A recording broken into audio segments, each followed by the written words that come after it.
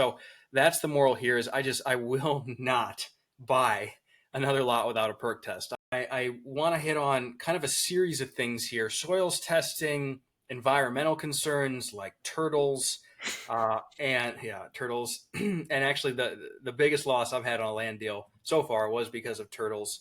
Um, and yeah, those two are the big ones. So let me share my screen real quickly here and show you guys a lot that I still own. So the lot in red is not in a flood zone or in a wetland, and it had passed a perk test prior. And so we thought we were good. And so we took the risk of closing something without doing a perk test. Well, what do you know? They decided we went under contract and the buyer wanted to do a perk test, no big deal. They decided they wanted to do it in May of 2025 when it was just pouring nonstop down there, nonstop. And so, of course, it failed. Now it's passed before, and it has. It's not wet at all, but we kind of got unlucky. And if we had done the perk test and had that in hand, we could have sold this thing without doing the test. So that's more the moral here, because of course the rain is unlucky, but I sell lots all the time where the buyer does not feel the need to do the test because I have one in hand.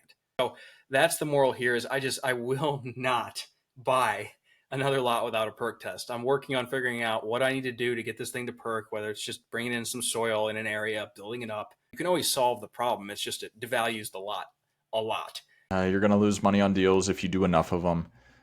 Try and not make the same mistake twice. Try and not do the same things that we've done, and it's okay to spend money to not lose money, if that makes sense. Of engage the engineering firms, do the perk tests, and do everything that makes sense. And then whenever the bet is asymmetric to the point where it's like it doesn't matter, there's no way you can lose, then you take that gamble and recognize with any deal you do, it can go wrong. And make sure that your risk tolerance is at a place where you're okay losing the money, and hopefully that you keep your investors whole, because that's going to be what it takes to run a sustainable business.